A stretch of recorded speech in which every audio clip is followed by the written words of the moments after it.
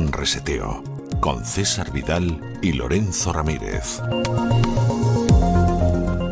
Muy buenos días, muy buenas tardes, muy buenas noches y sobre todo muy bienvenidos aquí a cesarvidal.tv y a este viaje que realizamos por esos universos más que peligrosos de la geoeconomía, la geopolítica y la geoestrategia.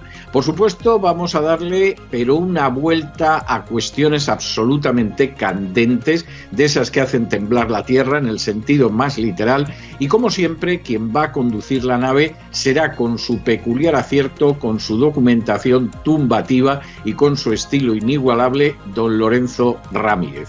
Muy buenas noches, don Lorenzo. ¿Por dónde vamos a transitar hoy? Muy buenas noches, don César. Hoy, como avanzamos ayer, lamentablemente toca volver a hablar de Turquía. Y digo, evidentemente, que lamentablemente, porque el gran terremoto que se produjo hace unos días sí que ya ha tenido más de un centenar de réplicas, que además están dificultando mucho esas labores de rescate. Pues ha sido un absoluto desastre. Estamos hablando ya de más de 20.000 fallecidos entre Siria y Turquía.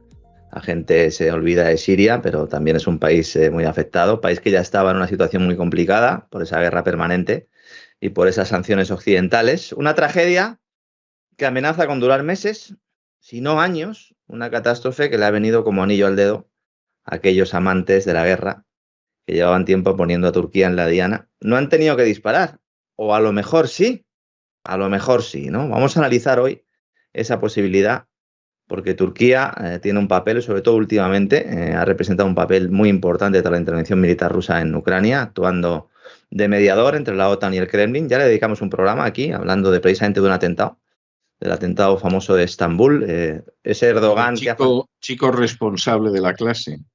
Efectivamente, sí. ¿No? Sí, la verdad es que el caso de Turquía, además, a mí me gusta mucho tratarlo porque nosotros hemos sido muy críticos con Erdogan muchísimas veces.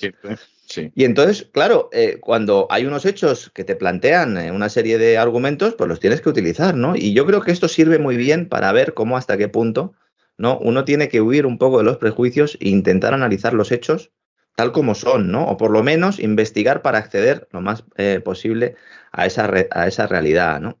La OTAN no ha querido saber nada de Turquía. De hecho, Turquía también se ha opuesto a la entrada de determinados países europeos en la OTAN, lo cual pues ha introducido aún más problemas. El Kremlin ha llegado a un acuerdo con Ucrania y con Turquía para exportar ese cereal ucraniano, algo que tampoco ha gustado mucho a la OTAN.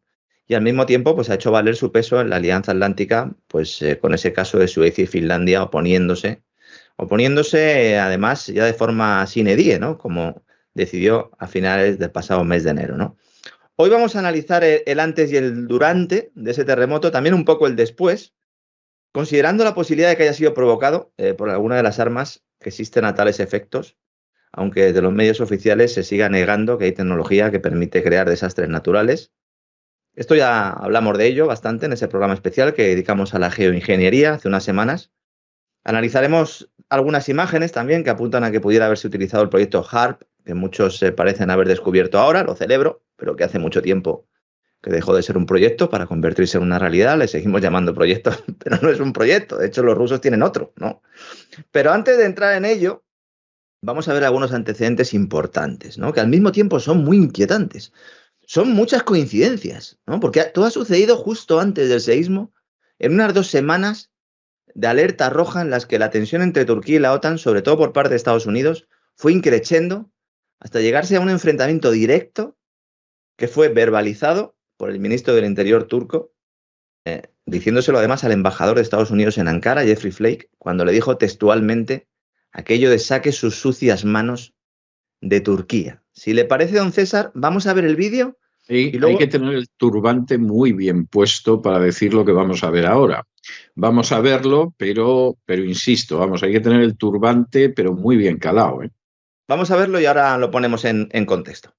Türkiye'ye gelen her Amerikan büyükelçisi ben Türkiye'de nasıl darbe yaparım, darbe yaptığım telaşı içerisindedir. Evet. Bu Türkiye'nin temel bir tarihsizliğidir. Her Amerikan büyükelçisi Türkiye'de acaba ben ne yaparım, ne yapacağım? Ve Türkiye'ye nasıl zarar veririm? Babalarıma nasıl yaranırım? Dertleri budur. Bugün Türkiye'nin yıllardan beri en önemli talihsizliklerinden bir tanesi hep de bu olmuştur. Diğer büyükelçileri toplar, fıs fıs fıs fıs. Onlar akıl vermeye çalışır. Avrupa'da da aynısını yapıyorlar ya. Onlar idare ediyorlar Avrupa'yı, Amerikan büyükelçileri. Avrupalılar üzülmez bu sözü, merak etmeyin. Onlar gerçeklerin ne olduğunu biliyorlar. Hakikaten biliyorlar. Yani. Otururlar, dizayn ederler. Türkiye'de dizayn edebileceklerini zannediyorlardı ama bir adam oyunlarını bozdu. Recep Tayyip Erdoğan. Bozdular. Hakikaten. Onlar Türkiye'de böyle zannediyorlardı. Oturacaklar, fıs fıs oyun kuracaklar, tezgah kuracaklar. Amerikan Büyükelçisi'ne buradan söylüyorum. Hangi gazetecileri yazdırdığını biliyorum.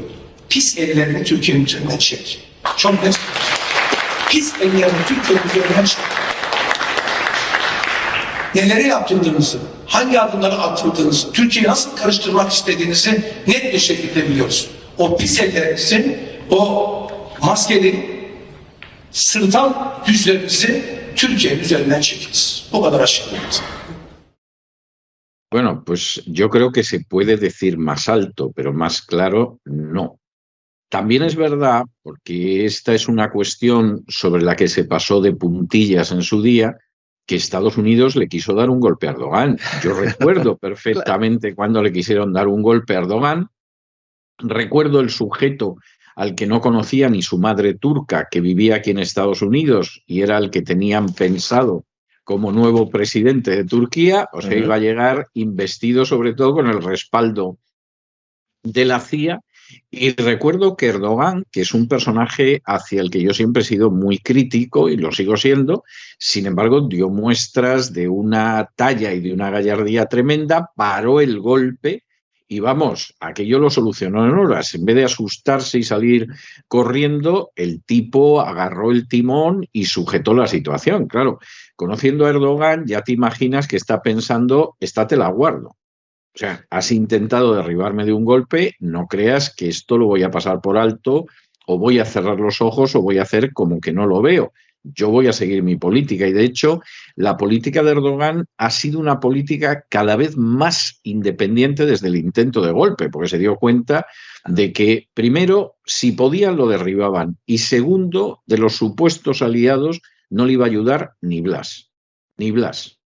Claro, y entonces, ¿qué hicieron los BRICS? Pues empezar a llamar a Erdogan y a decirle, ¿no ves que te tienes que venir con nosotros? Pues claro. Claro, y entonces al final Turquía está ahí ejerciendo de bisagra y Erdogan ha dicho, bueno, perfecto, pues voy a aprovecharlo, voy a aprovechar ese papel de bisagra y voy a, bueno, pues de alguna manera, pues reforzar la política de mi país porque la economía la llevo bastante mal, con una inflación galopante y se está salvando relativamente gracias sobre todo a que está cubriendo buena parte del agujero que están dejando las industrias europeas en Rusia, lo está cubriendo con la industria turca. A ver finalmente eso por dónde sale, ¿no? Pero fíjense qué tono el del ministro del Interior. Se lo dice 2 veces. Son declaraciones, saque sus sucias manos de Turquía, que se producen el viernes 3 de febrero, 3 días antes del primer y más grande terremoto con epicentro en la falla este de Anatolia, en el sur de Turquía. Muchos se preguntarán la razón de que el ministro turco tuviera este cabreo monumental. Usted ha apuntado ya algunas líneas. Y además lo trasladara de forma pública y dirigiéndose en persona a Jeffrey Flake. Porque es que... Usted se imagina a Scholz, después de que la CIA le volara el Nord Stream, saliendo y diciendo al embajador americano en Alemania, saque usted sus sucias manos de Alemania, porque vamos, yo es que creo que me emborracho y sigo sin poder imaginarme. No, a estas horas todavía no ha dicho nada Alemania sobre ese artículo del señor Herz, del que hablamos esta semana en La Voz y que, bueno, pues anticipa o lo que hace básicamente es constatar lo que aquí contamos sobre esos atentados al Nord Stream, al gasoducto, a los 2 gasoductos del Báltico, ¿no? Es tremendo, de verdad, no nos podríamos imaginar.